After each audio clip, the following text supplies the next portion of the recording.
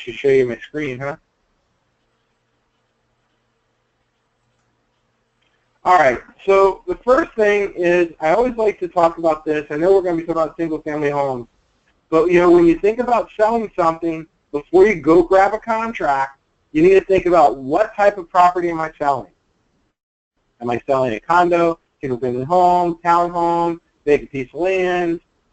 Okay. Then what type of sale is it? Is it a short sale, REO? Is it an estate sale? What type of, is it an auction? What type of sale is it? All right. Who is selling the property? If it's a bank selling the property, if it's an estate selling the property, am I dealing with trustees? So these things are going to be important. Who's selling the property? Because it's going to change your approach. I'm not, as many of you are finding out, let's say you have a buyer. They're wanting to buy a property in the 150 range. A lot of those 150 properties happen to be REO, bank owned. Well, they want you to go and use certain forms, and they want you to submit the offer a certain way. Well, that affects how you write up the contract, doesn't it? So that's why it's important to know who is selling the property, because understanding that the seller may dictate which way you have to bring the offer in. What type of contract do we want to use? We have two types of contracts to use. An as-is contract, which allows the buyer to buy the property and they accept its current conditions, but it gives them ultimate power to walk away for whatever reason up until the inspection period is over, and that's your as-is. All right? Gives the ultimate power. Can you negotiate on an as-is contract? Yes. Realtors don't like it. Sellers don't like it, but you still can. All right? But, and there's an approach to that, and we'll always talk about it. And let me just clarify how we do this approach. You see, we're doing an as-is contract or inspect the house. We find that there's a slide glass door that's not working, and the hot water tank is getting ready to go out. Okay? We come back and say, listen, we want the hot water tank replaced in the screen door and the slide glass door fixed. And they're going to say, no, you're buying the property as is. Our leverage is we can walk away. You're absolutely correct. We are buying the property as is. We weren't expecting to find anything wrong. We found something wrong. So we can either accept it and move forward or use our leverage and cancel the contract. My buyer still would like to buy this property. If it didn't have a defective hot water heater, we would be moving forward as an as-is. But because this is a big item, my buyer is asking and requesting that you guys fix that. And since you're fixing that, why don't you fix the slide glass doors? So that's how you negotiate on an as-is contract after the fact. All right? But if you're not able to resolve that, you still have the power for your buyer to say, okay, I'll fix the hot water heater and move forward. Or the buyer could say, nope, I'm not buying this house because they won't fix it. I'm out of here. Now, they write out the cost of their inspection, but that's what the as-is contract does for them. All right, now let's talk about the general contract, the regular general contract, which I think that's what we're writing today. There are repair limits. So let's say the repair limits are $2,000, okay? If they're $2,000, I do my home inspection and I find $1,000 worth of repairs, but I discover something in the home. The home has aluminum wiring in the entire home. I don't like aluminum wiring. I know they used to use it, but I've read some stories in the past. It makes me uncomfortable. I don't like it. So I got $5,000 down on the property. Well, I tell them that we want them to replace the aluminum wiring, which is, a $5,000 repair, by the way, because you can't, you got to rewire a house. It's not easy. So, and by the way, I'm not sure if that price is correct or not, but so we have a scenario. We do our home inspection, we discover this wiring, but the repairs are only $1,000. The wiring is discovered and noted, but it's functioning. If the buyer doesn't want to move forward because the seller is obligated to pay for the $1,000 repairs and has no problem doing that and wants their property sold, so they had a repair limit of $2,000, the buyer has no right to walk away from the property. They have to buy it. Or they can forfeit their deposit because they'll be in default. All right? So that is a regular contract. So they're stuck with the home if they discover something they don't like. All right? Now, I showed this in a negative light, but I want to show it in a positive light as well.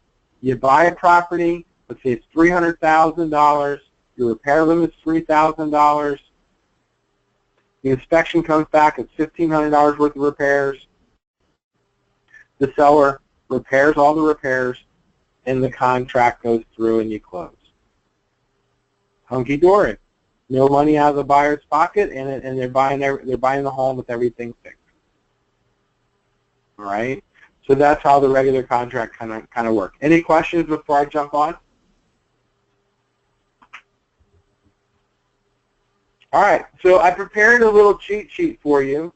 All right, this is a chart that has all the addendums, the major addendums that are already pre-written that you can add. So your job as an agent is to read all of these addendums and the little comments that I've given you off to the side to know when you should be using these addendums in your contract. All right, so that's your homework assignment. All right, then I have a field worksheet. Now this is just designed to help you understand the contract better. All right, so I'm going to kind of just go through this rather quickly. And so first off, we have the property address. If I have a buyer out that all I had was their name and email and phone number, then this gives me an opportunity to grab their mailing address. I can quickly write down the property address, all right, on the property. But this section right here, when I talk about personal property, that's like the appliances, that's, let's say there's furniture that needed to save, that's all the personal items go in there. Purchase price goes in here. This is my down payment on my earnest money, okay? My escrow company that we're going to put that with. Additional deposit would go in here. Total amount that we're going to be financing. The balance to close. Is there financing? Yes or no? What type of financing? Conventional, FHA, VA, okay? Have they made application? When would they like to close? What's the closing date they would like to have? All right? Is it going to be an as-is contract? Remember, this is just a form for me to fill out before I go back and type up the contract. Which contract am I going to grab? I need to explain to them my contracts, right? I just explained it to you guys. My repair limits. Most of the regular contracts are 1.5% for each one of these items of the purchase price. But I can, if I'm trying to negotiate and it's a hot property, I might limit the repairs to 1,000 instead of going for the 1.5%. Because if it's over 1,000, my buyer doesn't want to buy it. If it's under 1,000, then the seller can fix it and we'll move forward. If it's over 1,000, by the way, it just brings everybody back to the negotiation table. Let's say it's $2,000 for the repairs. My buyer can say, nah, I don't want to buy it. Or the seller can say, listen, I'll pay the extra 1,000 for the repairs if you'll still buy it. It brings everybody to the negotiation table. Okay. Who's going to select title? Who's going to pay for title? Is there going to be a home warranty? Who's going to pay for the home warranty? We should even write realtor name in here, right? Because we can offer a home warranty. If someone's buying a $500,000 or $600,000 house from me, I might offer a home warranty. It's a value of like $450, and at least they won't have any major appliance or repairs for the first year. Home inspection. Typically, the buyer pays for the home inspection. All right, so the buyer pays for the home inspection, but maybe we put in the contract that the seller needs to provide a septic inspection or something. Other inspections, like when's my inspection date? It can be in the form of like 10 days from the effective date, those kind of things. As is contract, the termite inspection needs to be completed at the same time as a home inspection. On the regular contract, it's 5 days before closing. I believe they may have eliminated it and made it go with the inspection time at the same time. So get in the good habit of always having your termite inspection completed in the same time as your home inspection. In this last little section, again, all the addendums that I just showed you, these are all the boxes in the contract that can be checked.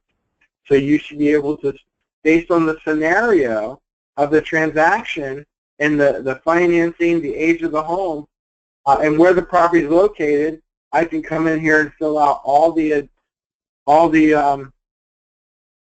addendums that I need for that contract. Okay. All right.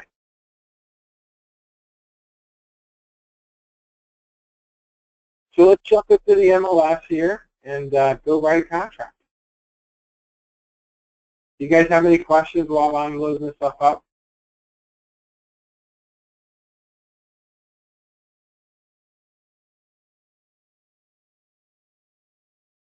No. Oh, thank you. So sometimes I think that maybe I don't challenge you guys enough, or am I that thorough that there are no questions? Just soaking it all in. Yeah, I know. That's me too. I will always ask my questions. I promise. Yeah, you're not afraid. I know you, Gary. And by the way, there's never ever a dumb question. I don't care how simple the question is. I think questions are great. I used to sit in the front row in school and always ask questions that annoy my teachers.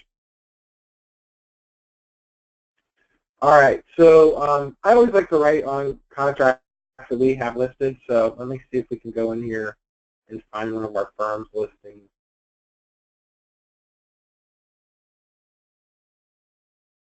We need to get our inventory up. We've been selling houses like crazy. Oh, these are all. Oh, these are all my lists. Let's see here. Let's write on this Clearview property. How's that sound? Ooh, that looks nice. Who's the listing agent on it? John Webb. Perfect. All right. So based on the questions that we need to ask, this is going to be the property that we're going to write our contract on. And how many of you, is this your first contract class? Anybody's first contract class? Have you been through this before? Okay, good. So just a couple things to get familiar with the MLS. First off, we're going to need to open up the tax record. There's two tax records, IMAP and the Realist tax record, okay? I like IMAP, so I'm going to open that up. All right? So I'm getting the tax record up. This other icon right here, TD, takes me to transaction desk and allows me to launch a contract on this property. And then also imports all the data that's in the listing right into my transaction. So the first thing I'm going to do is check out my listing. I'm seeing if there is a community, right? There's no HOA. Do you see that? Community information, none. It's not in an HOA. So I don't need an HOA disclosure. What year is it built? It's built in 2006. I don't need a lead-based paint disclosure. So I come all the way down here to Realtor Remarks and see if there's any special instructions for my offer. It says vacant home call center for showing. So again, nothing there. I do see that there's some attachments. So let's go ahead and take a look at the attachment.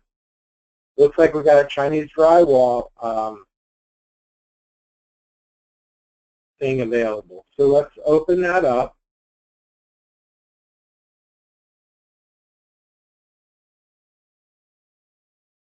Where'd it go? Okay. So that's the only attachment on one page. The buyers are going to need to sign on that. So I'm going to go ahead and I'm going to save that to a file as I start my offer. So I got to come in here to my files that I write things, and because I don't have a lot of files going on, I think this is Clearview, right?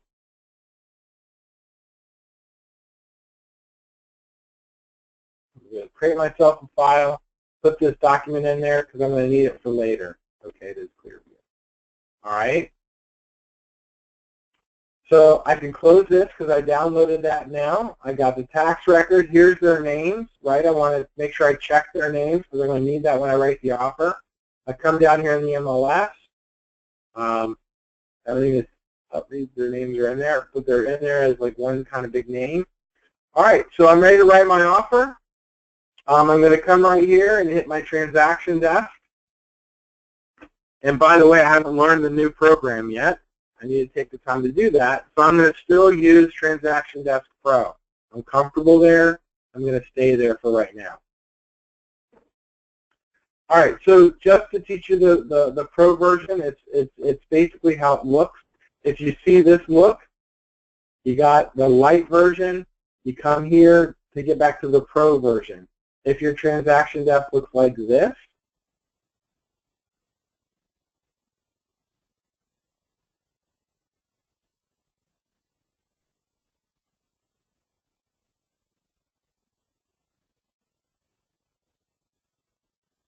this is the new version, okay?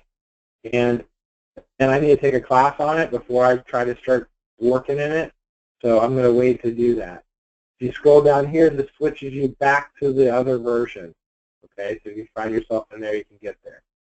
All right, so now that I already opened up this transaction, I have it here, so let me just dive back into it. So here's the screen that we first land to. Again, quick references. These are shortcuts to different components of the transaction. But we're going to be dealing with several pieces. The document section, the incident form section, and the contact section. The first section I work in is always my contact section. I come in here and I edit the contact section. You see how the husband and wife are in here by them together? I need to edit that. I need to change that. So I'm going to go ahead and come in here and copy some of this stuff out so I can get this down to one person.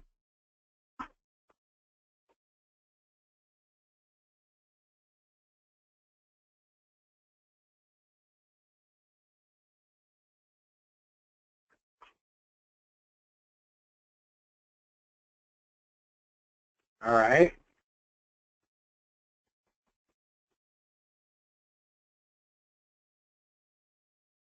So I add back in the seller. I'm putting the other seller back in. That way, if I ever add any documents, their names are going to show up appropriately already, and I don't have to settle with it later on. So I like doing things all the way through first. And then once I have it correct, I hit save. So now I have my two sellers in there. And now I need to add my buyers, right? So let's add a buyer. Let's add Tom Smith. We'll call him Tommy. Tommy Smith is buying this home today. And his email address is my email address to make it easy here.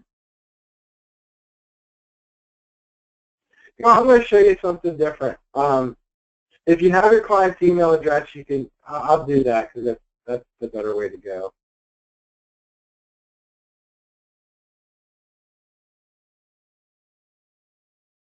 All right. And then we're going to have Mary Smith as well, our second buyer.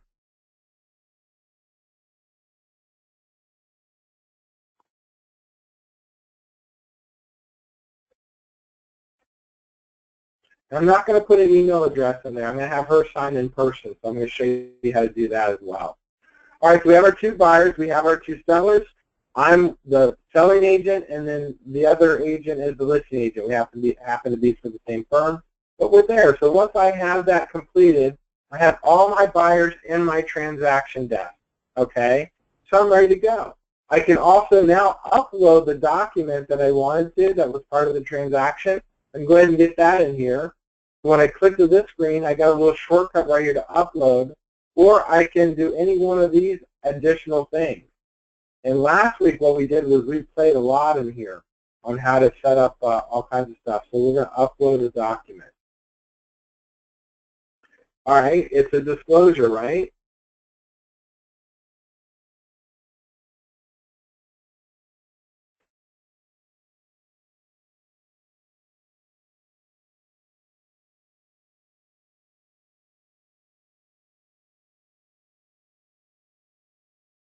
Put them under my buyer folder. All right, so that document's there. And by the way, you can only upload one document at a time. So you got to do one document at a time. All right, so now I'm at my transaction overview. There's my disclosures that I just uploaded. Now it's time to add my contracts. So I come right over here to add my contracts. I have my form filled out after I had interviewed my customer, right, my cheat sheet. So there's only two folders for contracts, this one and this one, okay, these two. And I told you that we use the far bar, so really it's just this one. So if you remember where that is, when you're doing listings, that's up here. That's it. That's for the most part, those are the two folders. All right, so we're going to open this up, and we're doing a regular contract. There's the as is, but we're doing a regular contract with repairs. So here's our regular contract right there. My buyer is a little concerned about flood insurance, so he's asked me to add a flood insurance rider to just, protect them for the flood insurance.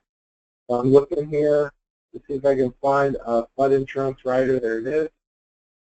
And by the way, it says hold your control key down to select the second document. All right. I held my function key down. That's why it didn't work. All right, so now we add selected documents. So I have my two documents in here. I like my residential contract to be on top and the addendums to be afterwards. All right, the first thing I'm going to do is, you see this word right here that says auto-populate? By clicking on that button, well, I should highlight them. By clicking on that button, it takes all the owners, buyers and sellers' names, my name, the other agent's names, and pushes all that information right into the transaction. All right?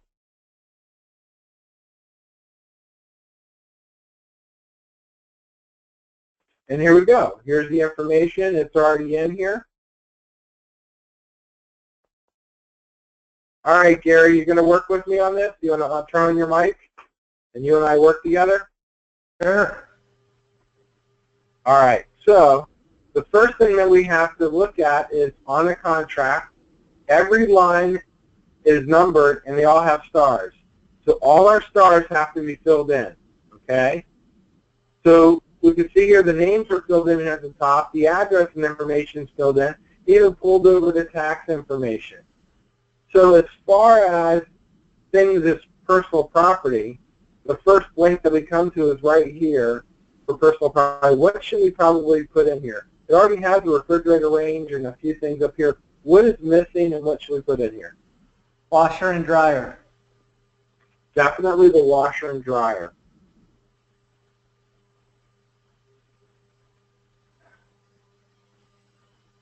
Did you notice that the property had a pool? I didn't. It would be a good thing to know, right? Yep. Pool view. So it's Pool. a pool view. Yeah, so it does have a pool. It says private. We've gone through the pictures. It's a nice house. Yeah, it is. Yep, so we want one of the models, see? John Levs knows how to sell models. He goes and listens to them.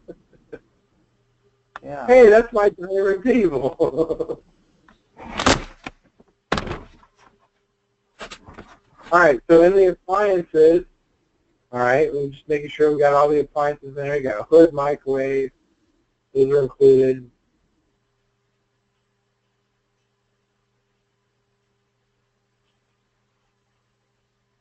Wow, what a beautiful bathroom. All right, so it looks like it's on the water, and it's got a pool. So we're going to probably want to add, it's got a dock.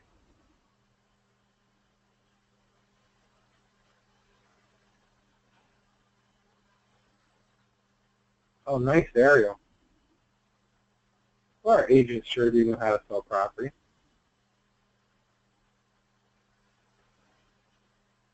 All right. So back to our contract here. We probably should ask for the pool equipment, right? Yep.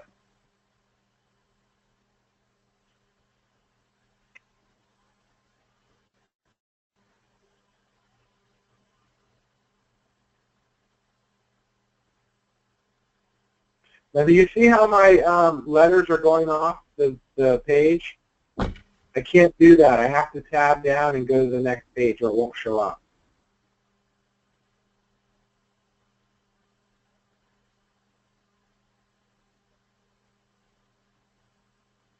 All right, so I just put any items on the dock in case they wanted to try to take all the stuff off the dock. I don't expect them to do that, but I'm just going to ask for that. We've asked for the pool equipment as well.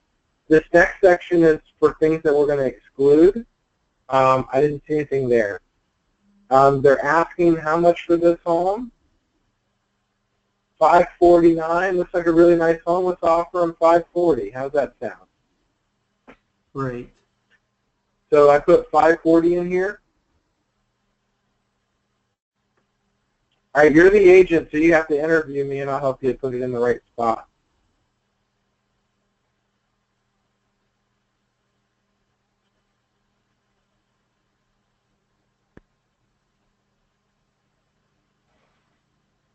So what should our deposit be? 2%. Okay. So what about 9,000, 10,000, or 12,000? We'll just go 10,000. It's 10,800, but probably round up to 11,000. There you go. All right.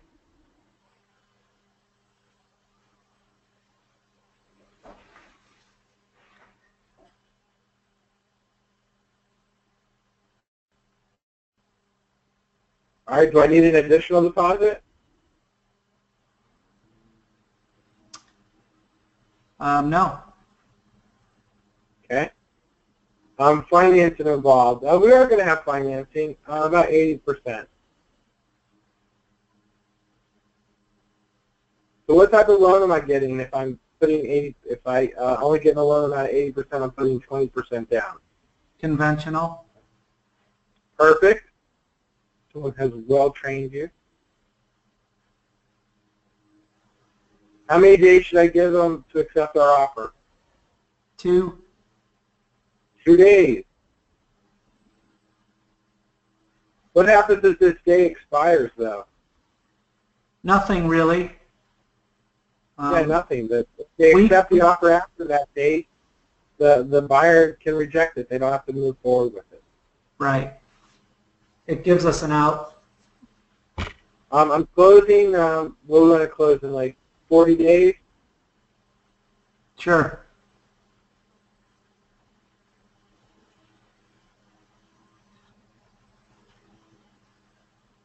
All right.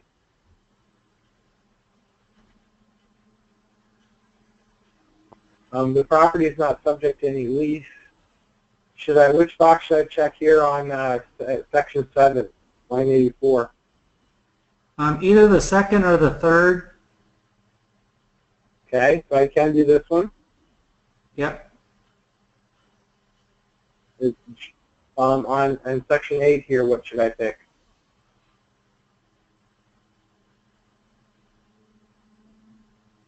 A. We're not paying cash.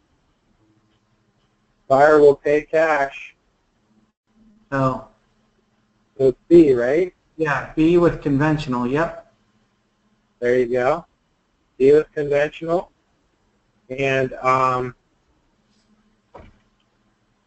we're just going to leave that blank. We're probably going to look for a fixed. I don't know, so I'll just give them a fixed and adjustable. And I'll leave the rest blank. It's based on their creditworthiness. A buyer will make application within 1 day. That's not giving them much time. Well, I need a pre-approval letter already. Okay. So they already have a lender in mind. If we get it accepted, I want them to go call the bank up and get the paperwork going. At least get an application filled out. They can do that online in about 15 minutes. All right, so the next section is repair limits. We probably want to limit the repair limits because 1.5% on $5,000 is, I mean, on $540,000 is how much?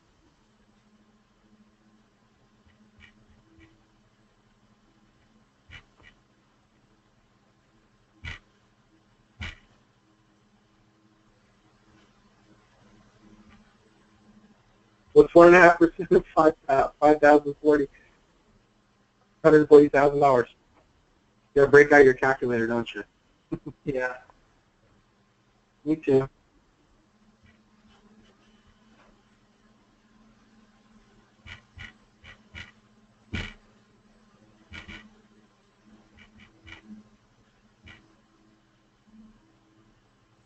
It's not 8,000, is it?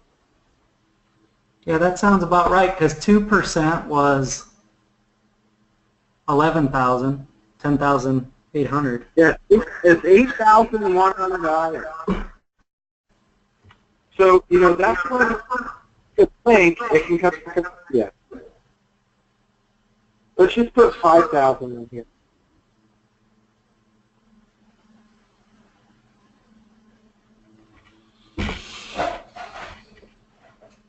And you probably can tent a property for under $3,000.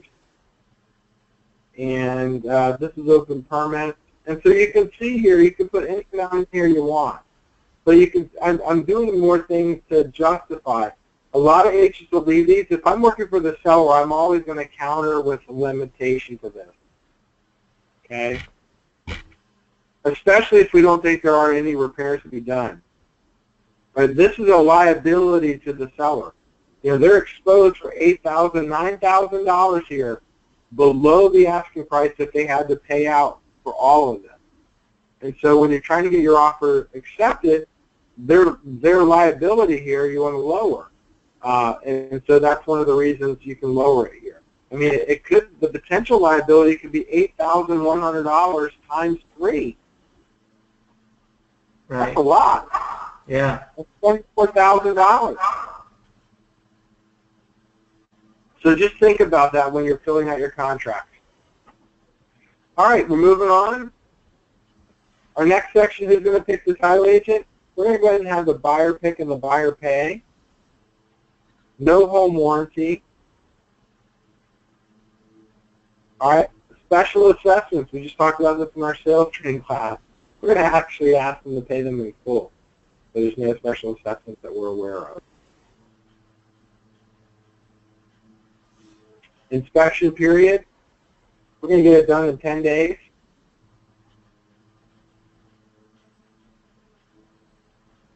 And then the rest of the contract is fairly just explaining the contract. And by the way, your homework assignment, it was this as well, it's to read this contract word for word. Read it word for word and highlight it and ask me about it. I want you to highlight something and go, oh crap, what does this mean? All right? So come up with something. And I'm sure you're going to stump me. And I'm going to go, that's what our attorney's for. But no. That's a Kanoism that needs to be on the checklist for success. Yeah, read your contract once and highlight it. Okay, I'll add that to our checklist we're putting together. All right, so I'm going to get through the rest of this. This is all the legal stuff in the contract. Those of you that have been around me have heard me explain the contract before. So we're making this contingent upon flood insurance, right? Nothing else. So here are the names, part of the contract. Here are the agents that are involved in the transaction. I'm done. I can come right here and hit save, okay, and then I can exit. And you know what? They updated their software because the quirks that we had last week they fixed. It wasn't me. It was their software was messed up. All right. So on the rider for the homeowner's insurance, or actually it's the flood, it's just a box. And we put an amount in here. He doesn't want to pay more than, probably more than $3,000 for flood. And we're going to go ahead and find this out within 2 weeks, a little over 3 weeks. That's it. Now I'm going to save it.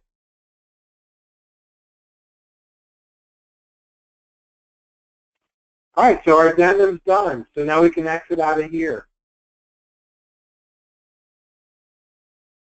All right, real quick from the transaction overview, let's say you're a new agent. You go, you know what? I want Kano and Michael to review this contract. Come right here to the edit forms, select the forms, and then come right here and put email selected forms. Then hit the orange go button, and it brings you here. Send them as an attachment or as a link. I prefer the attachment, okay? And you just put, you know, my name in here.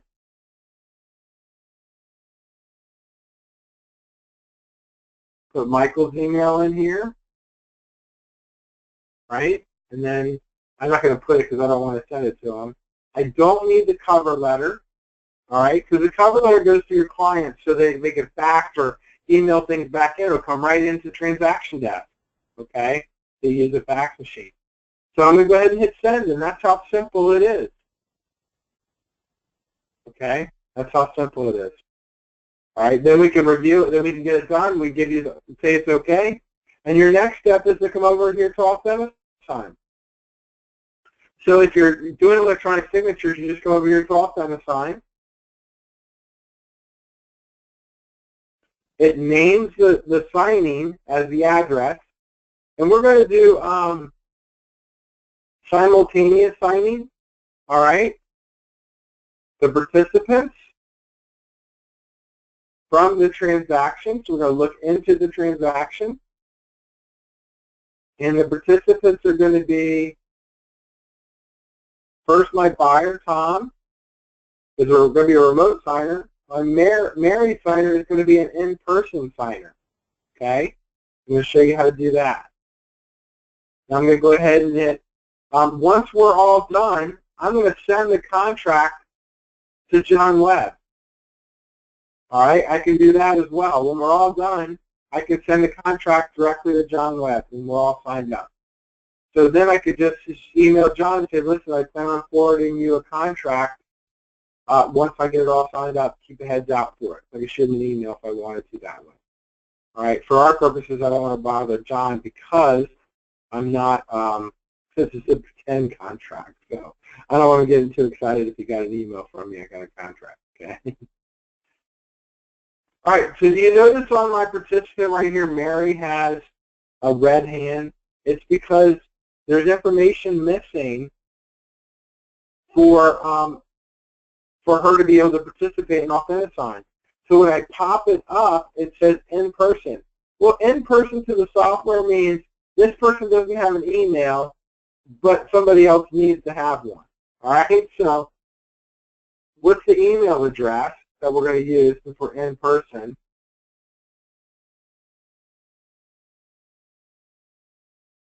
All right, to log in.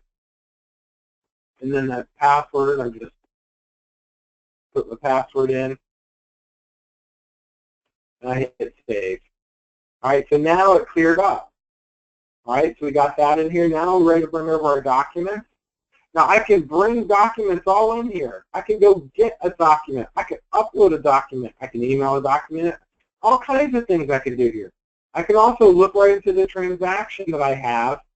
Documents already in. I'm going to select all my documents, Incident form, my rider, and the disclosures that I loaded up.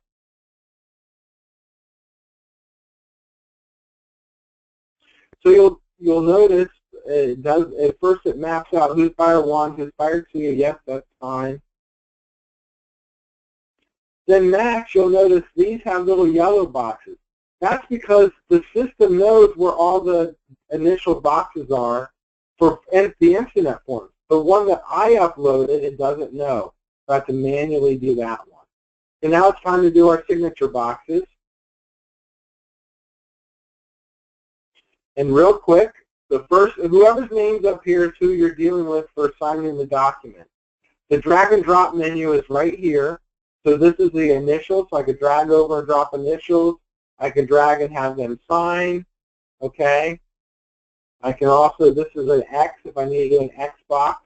This is an optional X, all right? Optional sign, optional initial. This is their name if I needed a name box, all right? So you'll notice that right here on the bottom of each page, they're already there.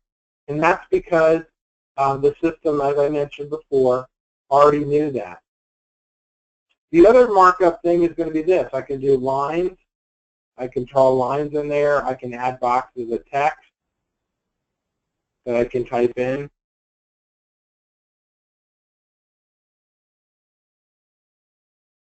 Of course. All right, so that's my other markup. So I'm going to go through here. The first thing I'm going to do is my drag and drops for everything for Tom, okay? So I'm going to get all the way down here to the bottom.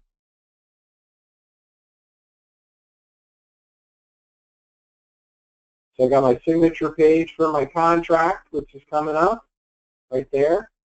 Everything's in order. My addendum, everything's in order there. So now all I do is do the property disclosure form. So here's the property disclosure form for the lead-based paint. So all I have to do is come here and put sign here. And it's funny, their date was supposed to be over there when they signed. So I'm just going to be kind of funny and put my date over here on the right past their signature. All right. So this is the only part that needs to be signed on the whole form. So I can actually go ahead and switch to Mary, and I can do Mary's name next. Voila! There's Mary's name. I'm going to, oh, I can't get to the timestamp. So I'm going to raise it up here and do my timestamp first. Move that in place. Now, most of you would have probably just fought with the system instead of working it out and moving it away from the bottom of the screen. If things fall off the bottom of the screen, move them up. All right, so that's actually my last page. I'm at the bottom of the page. Everything is done. So now I'm ready to send this off to the customer. Okay? So I hit next. It prepares everything for me, tells me everything's ready. Are you ready to send out your invites? Yes, I am. So I send out the invites, and the way they go, it says invitations are successful. And so then I hit the OK button.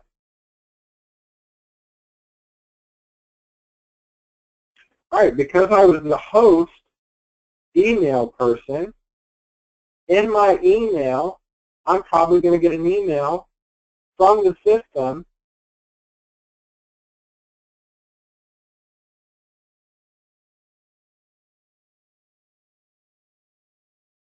all right, so I got an email from the system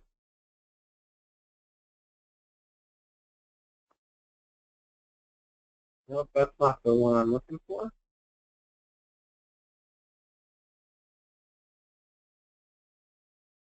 This is the one. This is the in-person one. In-person signing host invitation. So it sent me an invitation because I'm, because we set it up that way. So I click right here to get into the system to sign it.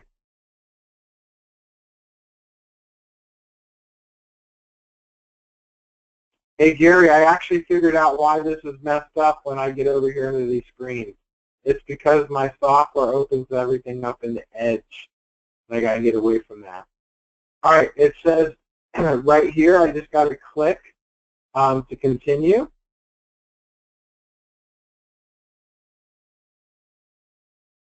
All right, and here's the email that we set up to verify that it was us.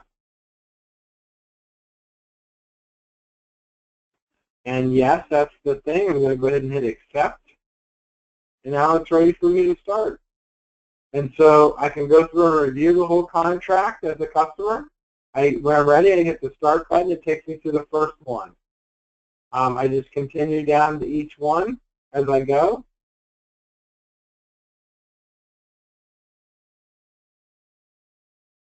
So when you're having Mary sign in person, how are you gonna? You're just gonna.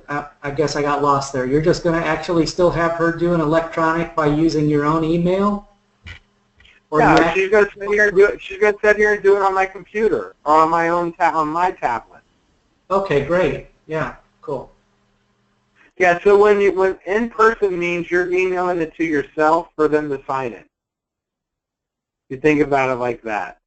Yep. It's all still done on the computer screen. Yeah, so I thought it was going to be actually her sitting across from you with her own ink pen and maybe having to scan it or something. Right? Yeah, I mean, you can definitely do that, but it's better to do it this way. If you're going to do one, I'll send to sign it in person. And just say, you email it to yourself. Well, you put your email in as the host. When the email comes in, you turn it over to them and go, right here, go ahead and sign it. Yeah, perfect. So the last choice is stay and review, or I can complete and sign. I'm going to go ahead and complete my signing. And now it's asking me to input my PIN number. See, first I sign it, and now they have to input the PIN number to verify that it was them. Okay? So got to put the PIN number in. Once that's done, it's completed. This is setting up if they want to set up an account, so they can click no thanks. And voila, then you're done. So here's the other invitation. Well, it actually just says right here that we've accepted. These are just telling me that, see, Mary just signed off. And now it's sent out the next one. Once the in-person one was done, now it's sent off the next person to have that signed.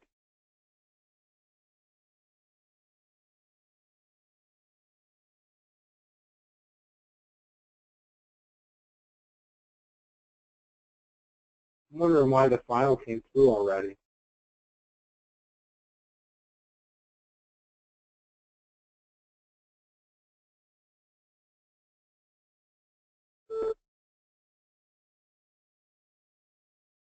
Well, I didn't sign off for Tom, but I don't know how he signed off.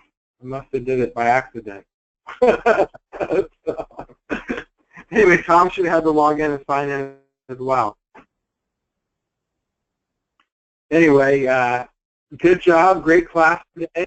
Do you guys have any questions?